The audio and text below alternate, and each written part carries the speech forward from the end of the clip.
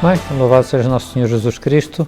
Hoje vamos falar sobre a devoção ao coração de Jesus. Uma devoção, podíamos dizer, que tem o seu centro no mês de junho.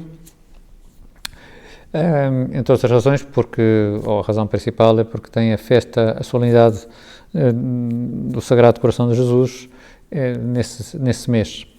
Adianto já que é uma solenidade na Igreja, mas pelo menos cá em Portugal não é dia de preceito, porque não é feriado.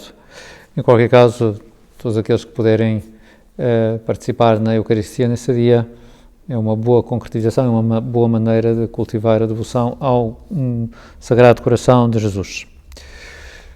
Então, para falarmos um pouco desta devoção, que é muito importante, não é, talvez como alguns poderiam pensar, uma coisa meramente sentimental, ou uma espécie de aconchego sentimental para algumas mentes assim mais carentes, é algo essencial na relação com Jesus.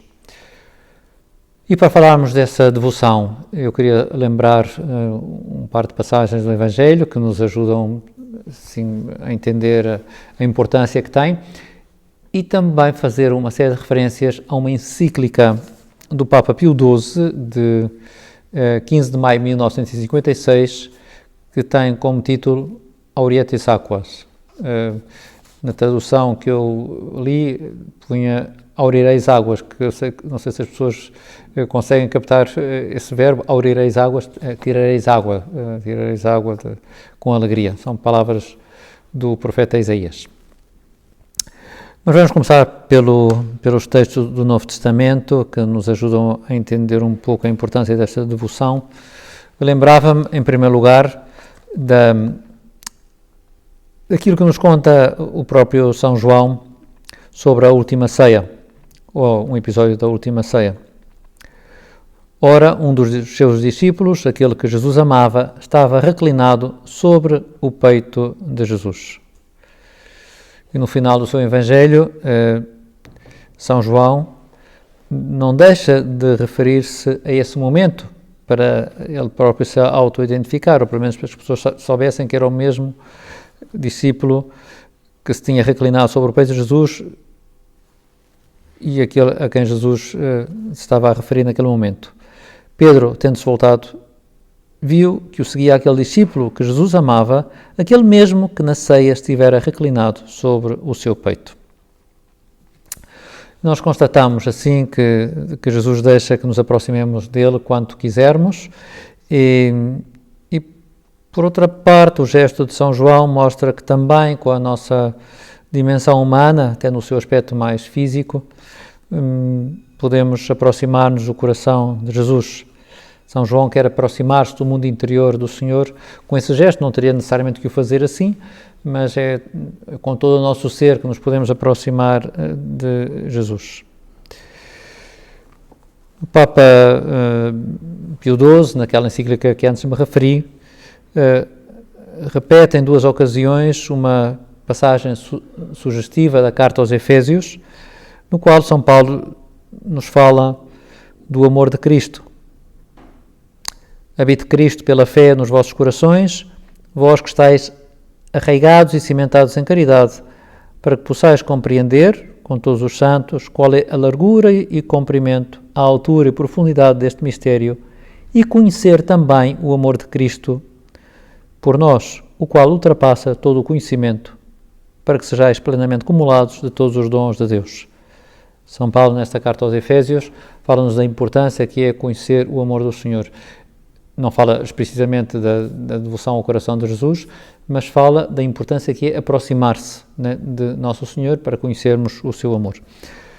Claro que há uma passagem essencial na devoção ao coração de Jesus, também narrada no Evangelho de São João, quando se refere que a lança que perfora o peito do Senhor, portanto que atravessa o seu coração e do qual brota sangue e água.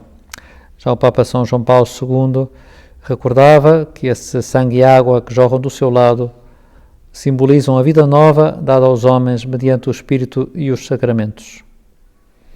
E também fazem referência a essa totalidade do amor de Jesus ao Pai, está sintetizado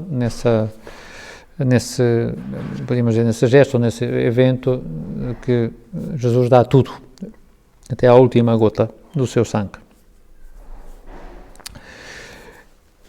Esta consciência de que podemos aproximar-nos do amor de Jesus através da devoção ao Sagrado Coração, ao seu Sagrado Coração, é ultra sublinhada na tal encíclica do Papa Pio XII, ao qual me vou referir agora, e que, para não tornar esta lição muito maçuda, vou ler o menos possível, mas vou referir 3 ou 4 aspectos da encíclica muito sugestivos que nos animam a querer lê-la, por um lado, e a querer viver aquilo que nos ensina.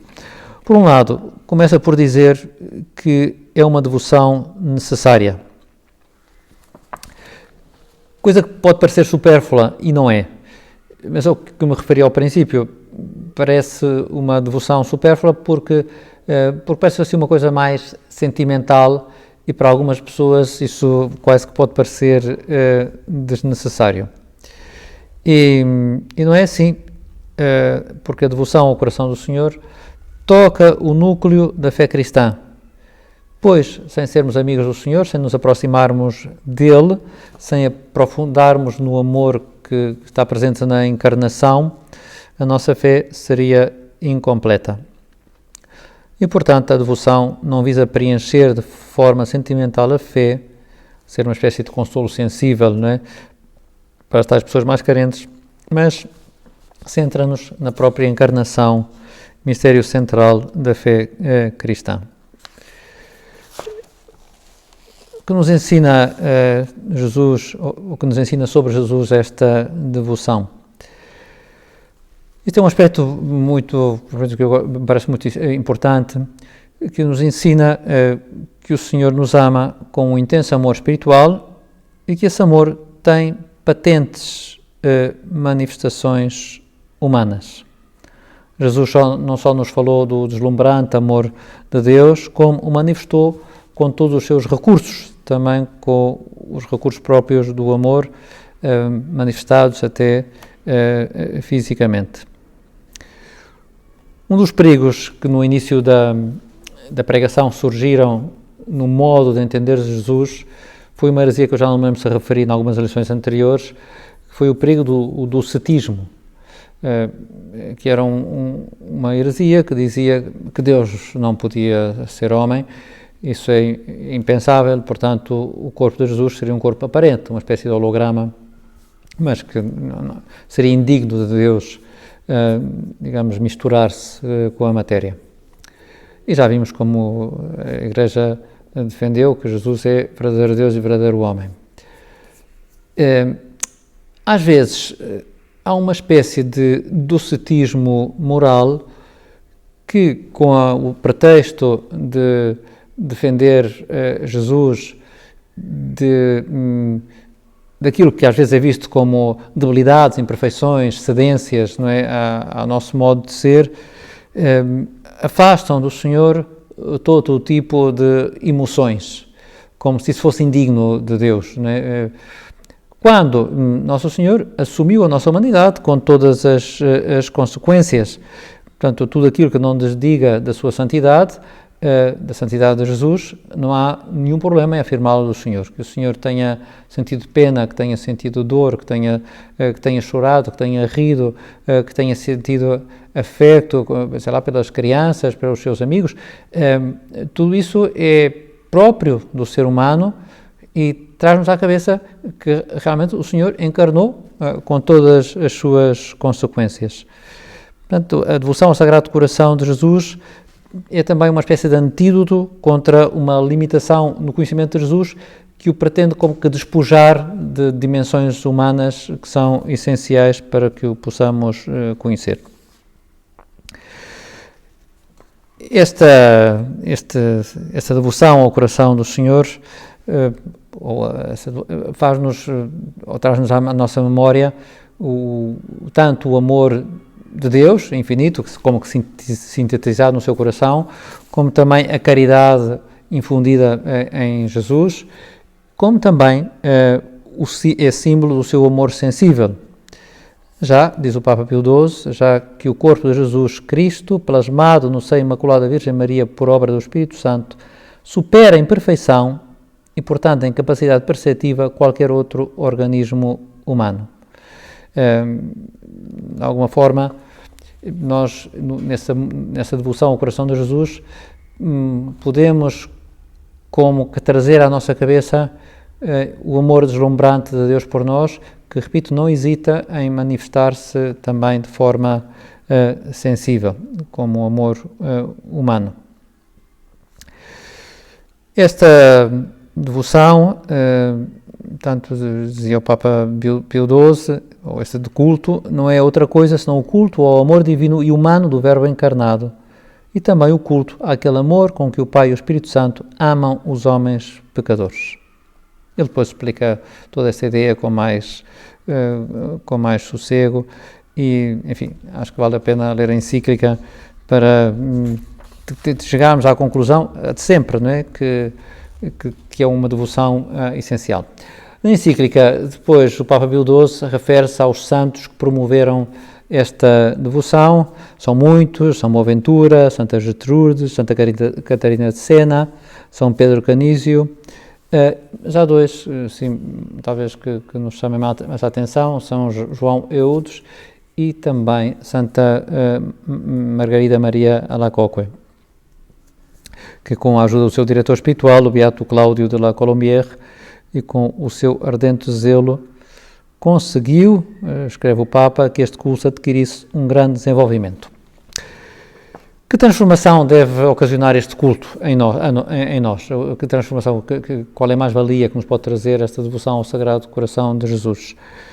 Em primeiro lugar, continua a encíclica a explicar, com esse culto honramos a Deus e consagramos o nosso próprio eu. Honramos a Deus.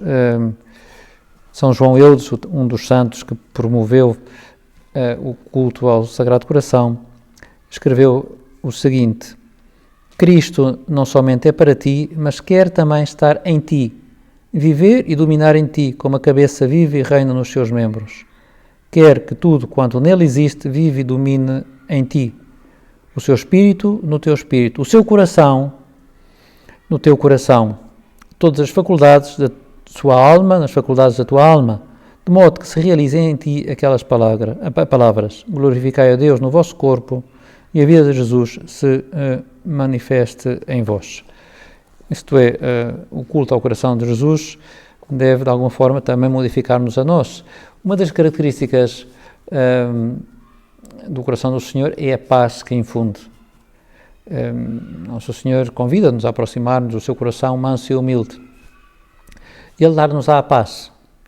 Uma das características dos santos, às vezes, é a paz. E a devoção ao coração do Senhor é uma devoção que favorece essa paz, porque o coração de Jesus é um coração manso, cheio de paz.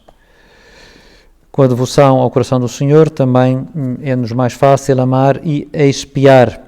A encíclica refere um aspecto muito interessante que eu acho que nos serve não só para a devoção ao coração de Jesus, mas também para outras devoções, que é a ideia de que não devemos,